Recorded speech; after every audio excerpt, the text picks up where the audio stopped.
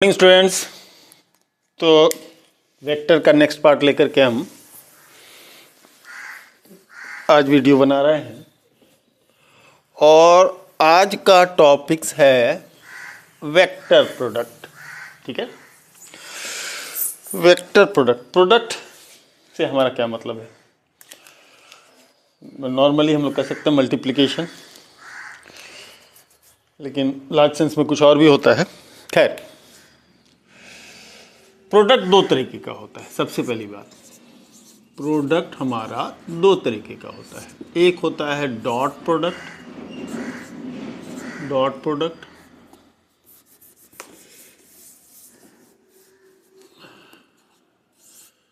Dot product और दूसरा होता है क्रॉस प्रोडक्ट। डॉट प्रोडक्ट और हमारा क्रॉस प्रोडक्ट, दोनों में फर्क है। फर्क क्या है उसको समझने के लिए कुछ हमको एग्जाम्पल लेना पड़ेगा। जैसे 2 into 3 इक्वल्स टू 6, हम लोग कहते हैं 2 into 3 6, और ऐसा भी लिखते हैं 2 into 3 इक्वल्स टू 6, लेकिन अप्लाई करने की जगह अलग अलग है।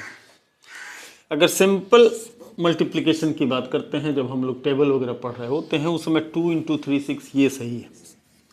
लेकिन जब आप कोई एरिया निकाल रहे हों तो ये 2 मीटर और ये 3 मीटर, आप यहाँ देख सकते हैं कि 3 ये हो गया, 2 ये हो गया। म्यूचुअली परपेंडिकुलर दो डायमेंशन का जो प्रोडक्ट होगा वो हमारा क्या होगा? क्रॉस प्रोडक्ट होगा। तो simple algebraic product dot product और ज्योमेट्रिकल प्रोडक्ट अगर हम ले रहे हैं जिसमें एरिया वगैरह कवर आएगा, वो हमारा क्या हो जाएगा? क्रॉस प्रोडक्ट हो जाएगा। तो ये बेसिक डिफरेंस होता है डॉट प्रोडक्ट में और क्रॉस प्रोडक्ट के अंदर। ठीक है, चलिए इसको हटाइए, इसको हटाइए। तो वेक्टर प्रोडक्ट में हम लोग आज देखने जा रहे हैं वेक्टर प्रोडक्ट। पहला प्रोडक्ट ऑफ वेक्टर्स की बात हम कर रहे हैं, वेक्टर प्रोडक्ट नहीं, प्रोडक्ट ऑफ वेक्टर्स। सबसे पहले हम लोग देखेंगे आज के तारीख में वो है डॉट प्रोडक्ट। पैरेललोग्राम तो बनेगा ही भैया, जब भी वेक्टर की बात आएगी पैरेललोग्राम के बगैर तो कुछ होना नहीं है ना। और ये बी वेक्टर, चलिए पैरेललोग्राम को ड्रॉ कर लीजिए। बिना पैरेललोग्राम का कोई प्रोडक्ट नहीं। ठीक है, अब if the angle between the vectors is theta, theta अगर है तो बी के, जो ये देख रहे हैं बी वेक्टर के, ए का भी हम लोग ले सकते हैं।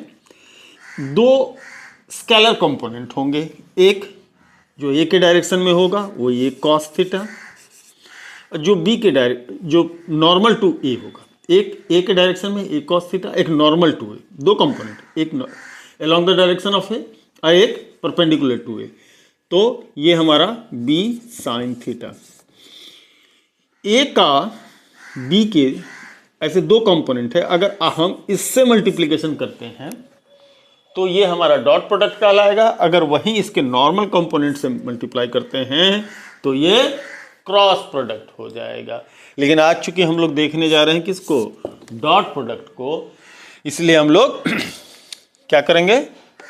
सॉरी, ये बी कॉस थीटा होगा ना, बी का ना कंपोनेंट है, तो B cos theta. A dot B define होगा magnitude of A multiplied to scalar component of B in direction of A. Correct? That is magnitude of A multiplied to B cos theta. Simple में हम लोग कह सकेंगे ए B cos theta. अब आगे किधर भी बढ़ने से पहले हम लोग इसकी कॉम्यूटेटिव प्रॉपर्टी को तो पर चर्चा में ले ही लें। स्केलर प्रोडक्ट इज कॉम्यूटेटिव, मतलब क्या है इसका? मतलब ये है कि ए डॉट बी और बी डॉट ए सेम होगा। अगर बी डॉट ए लेते हैं तो क्या होगा?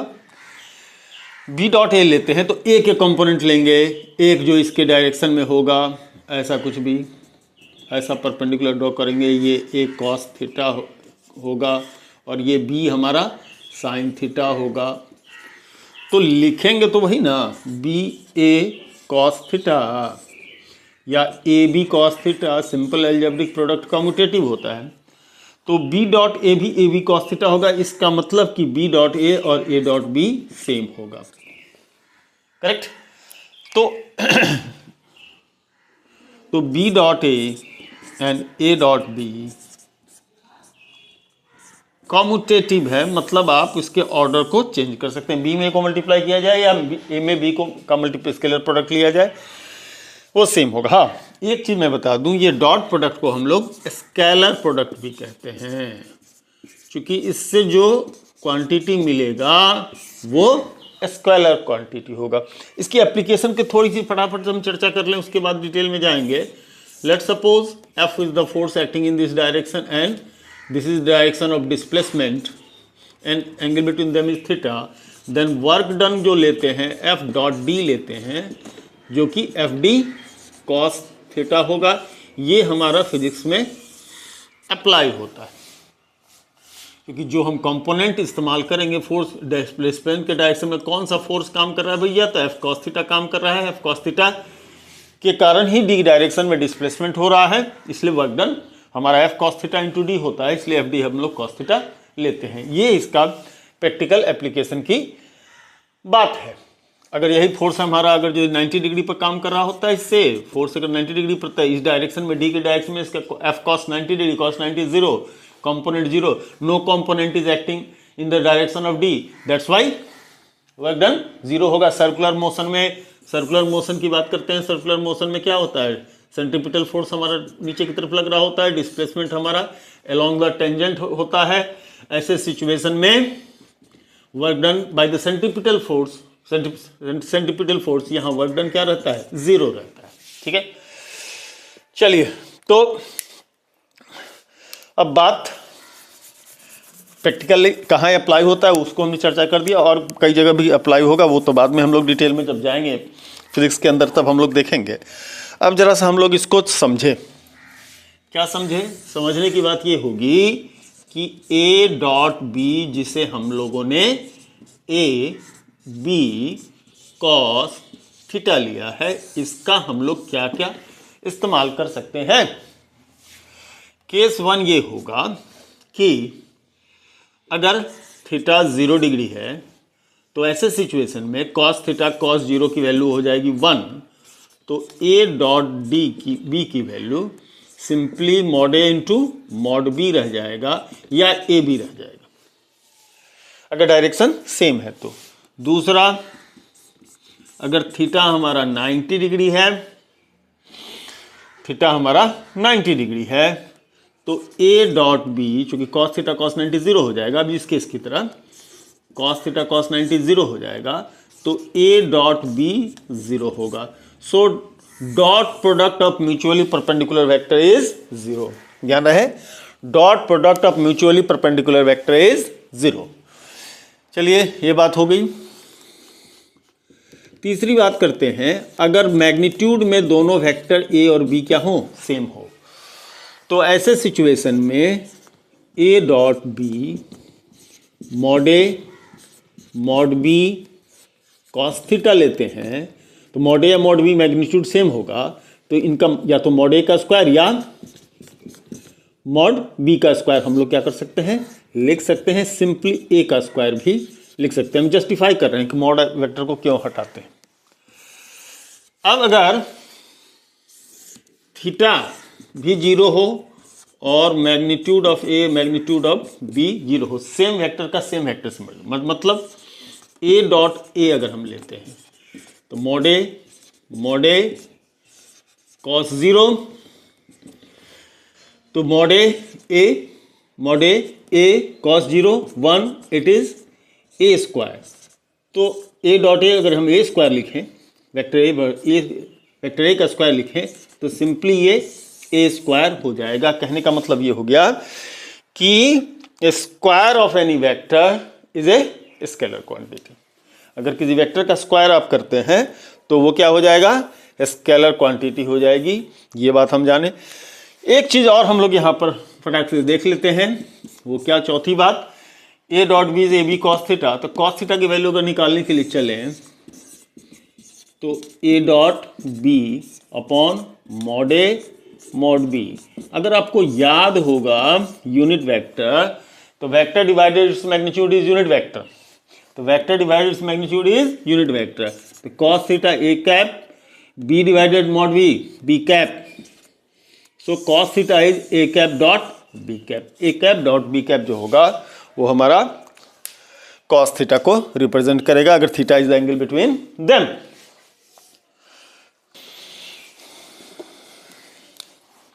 अब orthogonal system of unit vector की बात करते हैं। Orthogonal system of unit vectors की बात करते हैं। तो orthogonal system of unit vector की अगर हम बात करते हैं, हम लोग ये जानते हैं एक्स वाई जेड एक्सिस के मुताबिक एक्स डायरेक्शन का यूनिट वेक्टर आई कैप, वाई डायरेक्शन का यूनिट वेक्टर जे कैप, जेड डायरेक्शन का यूनिट वेक्टर के कैप होता है। तो आई डॉट जे कितना होगा, डेफिनेटली 0 होगा, चूंकि इनके बीच का एंगल 90 डिग्री। तो जे डॉट के भी कितना होगा, आई होगा, 0 होगा सॉरी। और के डॉट आई या आई डॉट के ये सब क्या होंगे, 0 होंगे। तो भैया आई डॉट आई कितना होगा, आई डॉट आई का स्क्वायर दैट इज आई के मैग्नीट्यूड का स्क्वायर दैट इज आई का मैग्नीट्यूड होता है 1 का स्क्वायर दैट इज 1, यानी आई डॉट आई के विषय में हम कह सकते हैं ये 1 होगा। इसी तरह से जे डॉट जे भी क्या होगा, हमारा 1 होगा। इसी तरह से के डॉट के भी हमारा 1 होगा। ठीक है। अब प्रोडक्ट इन रिजोल्यूटेड फॉर्म की बात करें, प्रोडक्ट इन रिजोल्यूटेड फॉर्म की बात करें हम, जैसे ए वेक्टर है हमारा a1i plus b1j plus c1k, B vector है a2i plus b2j plus c2k। A dot B हमारा कितना होगा, मल्टीप्लाई करते हैं इसको, इससे डॉट प्रोडक्ट लेते हैं, a1 a2 i dot i 1, फिर a1 b2 i dot j 0 नहीं लिखते हैं, a1 c2 i डॉट के 0, खत्म कहानी। इससे हो गया। अब इससे आइए b1 a2 या a2 b1 कहिए, जो भी करना है, b1 a2 j dot i 0, b1 b2 j dot j 1। ऐसे ही करेंगे तो अगला मिलेगा c1 c2, बाकी क्या हो जाएगा, 0 हो जाएगा। तो ऐसे में अगर अपने पास मान लीजिए फोर्स वेक्टर हो 3i प्लस 2j माइनस के, और डिस्प्लेसमेंट वेक्टर अपने पास है 2i plus 2j plus k, then what is the work done, it is f dot d and it is simply 3 2 जा 6, 2 2 जा 4, minus 1 into 1 minus 1, 6 4 10 minus 1 9 joule is the amount of work done। तो ये हमारा इस्तेमाल होगा, use होगा किसका, dot product का। नेवरथलेस अब एक चीज और हम लोग देख लें, वो है क्या, प्रोजेक्शन ऑफ वेक्टर्स। ठीक है, प्रोजेक्शन ऑफ वेक्टर में हम लोग जाते हैं, हम लोगों ने देखा कि A dot B equal to A B cos theta होता है। B cos theta is the projection of B in the direction of A. तो B cos theta is the projection of B in the direction of A. तो ऐसे situation में अगर हम B cos theta निकालना चाहते हैं, projection of B in the direction of A निकालना चाहते हैं, तो ये A dot B upon mod A होगा, A divided mod A cap हो जाएगा। इसको कम्यूटेट कर सकते हैं तो बी डॉट ए कैप होगा। तो हम लोग projection of B in the direction of A को बी डॉट ए कैप लिख सकते हैं, ये इंपॉर्टेंट चीज़ है। इसी तरह से projection of A in the direction of B को ए डॉट बी कैप लिख सकते हैं, ठीक है, बी कैप लिख सकते हैं। तो what is the projection of any vector in the direction of the other vector, तो उस डायरेक्शन के यूनिट वेक्टर से अगर यदि हम उसका डॉट प्रोडक्ट ले लेते हैं तो वो उस डायरेक्शन का क्या हो जाएगा, प्रोजेक्शन निकल रहा है। तो dot product of with the unit vector, उस डायरेक्शन में उसका क्या प्रोजेक्शन है वो हमारा निकल करके चला आता है। ये भी बड़ा यूजफुल फार्मूला होता है कैलकुलेट करने के लिए, ठीक है। चलिए तो आगे बढ़ते हैं हम लोग।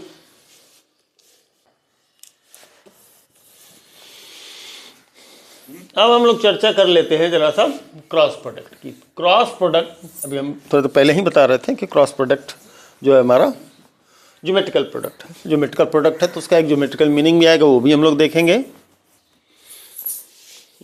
देखेंगे।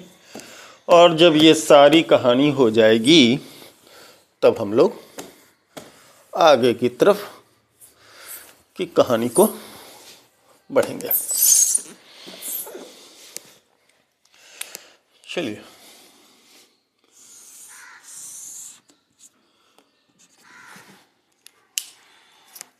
क्या देखने जा रहे हैं हम लोग, cross product. Cross product vector product भी इसको कहते हैं हम लोग, ठीक है। ये ए वेक्टर है, ये हमारा बी वेक्टर, इनके बीच का एंगल थीटा है। दो कंपोनेंट की बात कर रहे थे हम लोग, ये कॉस थीटा होगा, ये बी साइन थीटा होगा, ठीक है। पैरेललोग्राम तो बनेगा ही भैया, बिना पैरेललोग्राम का वेक्टर नहीं। अब हमने जैसे कहा पहले हम ए क्रॉस, चूंकि वेक्टर प्रोडक्ट है ये, पहले ए क्रॉस बी की मैग्नीट्यूड पर चर्चा हम कर लेते हैं। ए क्रॉस बी के magnitude that is A multiplied to normal component of B in the direction of A. That will be how much? Normal component of B in direction of A. तो mod A, और what is normal component, it is B sine theta. Simply अगर B लिखते हैं तो भी B के magnitude को represent करता है, और सिंपली आप हम लोग क्या करते हैं, अगर यदि वेक्टर में बॉर्ड लगा देते हैं तो भी उसके मैग्नीट्यूड को रिप्रेजेंट करता है। तो आप कुछ भी लिखते हैं फर्क नहीं पड़ता, ये आपका सीधे सीधे ए बी कितना हो जाएगा, साइन थीटा हो जाएगा। अच्छा एक बात बताइए, ये बी साइन थीटा क्या है, ड्रॉन परपेंडिकुलर है ना।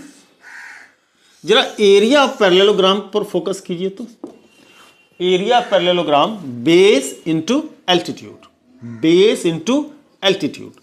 तो बेस इंटू ये हो गया आपका बेस। अब normal component of B in the direction of A cos theta, A B sine theta, ये हो जाता है आपका बेस, ये ए हो जाता है बेस, और बी साइन थीटा ए हो जाता है बेस, और बी साइन थीटा हो जाता है नॉर्मल कंपोनेंट। तो A B sine theta area parallelogram को रिप्रेजेंट करता है भैया। मतलब ज्योमेट्रिकल प्रोडक्ट है, क्रॉस प्रोडक्ट है, तो ऐसे सिचुएशन में इसका एक ज्योमेट्रिकल मीनिंग आएगा। और ये ज्योमेट्रिकल मीनिंग क्या होगा? तो cross product of A and B represents what? The area of the parallelogram whose adjacent sides are A and B. A cross B का जो गुणन होगा वो उस चतुर्भुज के क्षेत्रफल के बराबर होगा जिसकी दो आसन्न भुजाएं ए वेक्टर और बी वेक्टर हो। ठीक है, ठीक है, चलिए, तो ये एरिया को रिप्रेजेंट करेगा। अब जरा सा हम लोग समझने की कोशिश करेंगे कि ए क्रॉस बी क्या होगा। ए क्रॉस बी क्या होगा? ए क्रॉस बी जो होगा मैग्नीट्यूड इनटू यूनिट वेक्टर, अगर वेक्टर प्रोडक्ट है तो यूनिट वेक्टर आएगा, that is N cap. N cap is the direction of unit vector perpendicular to the plane in which A and B has been contained। मतलब n cap उसके अभिलंब दिशा का इकाई सदिश है जिस तल में A सदिश और B सदिश मौजूद हो। मतलब कि A सदिश और B सदिश, A वेक्टर और B वेक्टर अगर इस प्लेन में है, प्लेन ऑफ द बोर्ड में है, तो जो n का डायरेक्शन होगा ये होगा। ये हमने ऐसे फॉल्स एक बनाया है, चूंकि ये 2 डायमेंशनल बोर्ड है, इसमें 3 डायमेंशनल हम दिखा नहीं सकते, तो ये होगा इसका डायरेक्शन, ये इसका क्या होगा? डायरेक्शन होगा। तो ये डायरेक्शन है, नॉर्मल डायरेक्शन है इसका, उस डायरेक्शन के यूनिट वेक्टर n कैप। ठीक है, और ये a क्रॉस बी, ए देखिए घड़ी की सुई की दिशा के विपरीत, हाथ दाहिना हाथ ऐसे लीजिए और इसको घुमाइए, अंगूठे का जो डायरेक्शन होगा वो a क्रॉस बी के डायरेक्शन को बतलाएगा। अगर वहीं पर आप बी क्रॉस से लेते हैं, बी पहले और ए बाद में, तो यहां प्लेन का एक फॉरवर्ड डायरेक्शन इधर होगा, पॉजिटिव अगर लेते हैं, तो बी क्रॉस है जो पीछे की तरफ ऐसे इधर होगा, वो क्या होगा? वो अपोजिट डायरेक्शन होगा, उसको क्या ले सकते हैं? निगेटिव डायरेक्शन लेंगे। तो ऐसे सिचुएशन में क्रॉस प्रोडक्ट कम्यूटेटिव नहीं होता है। तो एक अगर बी क्रॉस ए लिखने की तरफ हम जाएंगे तो यहीं पर ये ए क्रॉस बी मॉड में लिखिए, कोई फर्क पड़ता नहीं है, मॉड में आप कम्यूटेट करिए ना करिए, ये माइनस एन कैप होगा। तो B cross A is minus A cross B, एक दूसरे के क्या होते हैं? अपोजिट हो जाएंगे, अपोजिट वेक्टर को रिप्रेजेंट करेगा। तो ए क्रॉस बी और minus B cross A cross product is non commutative, ये कम्यूटेट नहीं होता है। ठीक है, अब आगे बढ़ते हैं। तो केस 1 लिया जाए, थीटा अगर आप 0 डिग्री लेते हैं, इसमें साइन आता है, साइन थीटा 0, यानी ए क्रॉस बी की वैल्यू क्या हो जाएगी? 0 हो जाएगी। ए क्रॉस बी की वैल्यू 0 हो जाएगी। अगर ए क्रॉस बी की वैल्यू हमारी 0 हो गई, दैट मीन्स कि क्या होगा? कि पैरेलल वेक्टर, तो cross product of parallel vector is 0। Cross product of parallel के लिए इतना परेशानी ना करें, पैरेलल वेक्टर्स इज 0। ये क्या होगा? 0 हो जाता है, यानी सेम क्रॉस सेम क्या होगा? 0 होगा। तो बता दीजिए आई क्रॉस आई, जे क्रॉस जे, जे क्रॉस जे या के क्रॉस के, ये सभी क्या होंगे? 0 होंगे। ठीक है, केस 2, अगर हम थीटा के वैल्यू 90 डिग्री लेते हैं तो साइन 91 हो जाएगा, साइन थीटा साइन 91 होगा। म्यूचुअली परपेंडिकुलर वेक्टर का अगर यदि हम लोग क्रॉस प्रोडक्ट लेते हैं तो ए क्रॉस बी की value simply mod A cross B, छोड़िए mod A mod B sine theta N cap के मुताबिक चलिए, तो A cross B sine theta की वैल्यू 1 हो गई, तो mod A mod B N cap हो जाएगा। थोड़ा सा एक चीज़ मैं यहाँ छूट गया था, उसको ऐड कर दूँ। ए क्रॉस बी का वैल्यू अगर आप रख दीजिए तो mod A mod B sine theta N cap, ये कंप्लीट फॉर्मूला बनता है आपका किसका? इसका। ओके, तो ये आपकी कहानी बनती है ना। अब अगर ए और बी यूनिट मैग्नीट्यूड के हो, ए क्रॉस बी अगर यह क्या हो, यूनिट मैग्नीट्यूड का होगा, तो अगर ए क्रॉस बी हमारा ए और ए वेक्टर बी वेक्टर दोनों यूनिट मैग्नीट्यूड के हो, तो ए क्रॉस बी से सीधे सीधे एन कैप मिलेगा। ए भी यूनिट वेक्टर, बी भी यूनिट वेक्टर, और हमारा एन कैप भी क्या मिल रहा है, यूनिट वेक्टर। कहने का मतलब कि दो म्यूचुअली परपेंडिकुलर यूनिट वेक्टर के क्रॉस प्रोडक्ट से जो मिलेगा, तीसरा एक वेक्टर होगा जो खुद भी यूनिट होगा और normal to the plane containing A and B होगा। यानी कि किसी प्लेन में अगर दो वेक्टर हैं जो यूनिट वेक्टर है, उनका अगर म्यूचुअली परपेंडिकुलर भी हो, तो उनके प्रोडक्ट से तीसरा यूनिट वेक्टर मिलेगा जो प्लेन में परपेंडिकुलर होगा। जरा सा ये orthogonal system of unit vector पर आ जाइए। Orthogonal system of unit vector पर को ध्यान कीजिए। आई जे के की कहानी यही है, आई जे की कहानी यही है। I and J are in same plane and they are mutually perpendicular. तो आई क्रॉस जे अगर हम लेते हैं तो मिलेगा हमको के।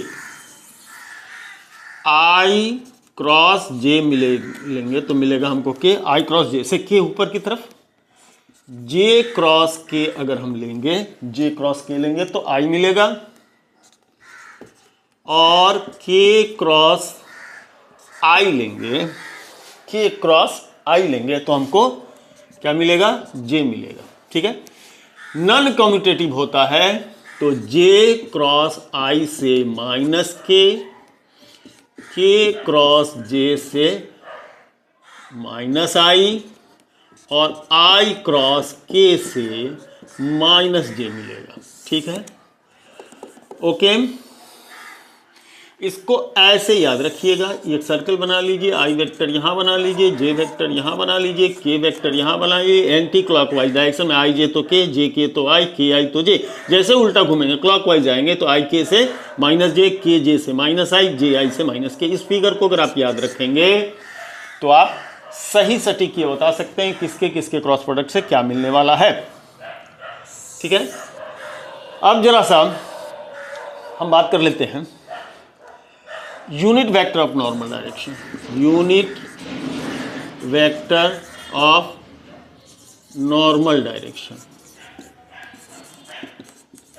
अभी unit vector of normal direction की चर्चा हम लोग यहाँ किए ही थे। इस चीज़ का यूज़ हम लोग करेंगे कि अगर कोई दो वेक्टर हो किसी प्लेन में कंटेंट हो तो उसके नॉर्मल डायरेक्शन का यूनिट वेक्टर कैसे निकालेंगे। सिंपल है, बहुत ही सिंपल है। आप सीधे सीधे हम लोग इस फॉर्मूले यहाँ आते हैं जहाँ A cross B mod A cross B upon n cap से। यहाँ से एन कैप लेंगे और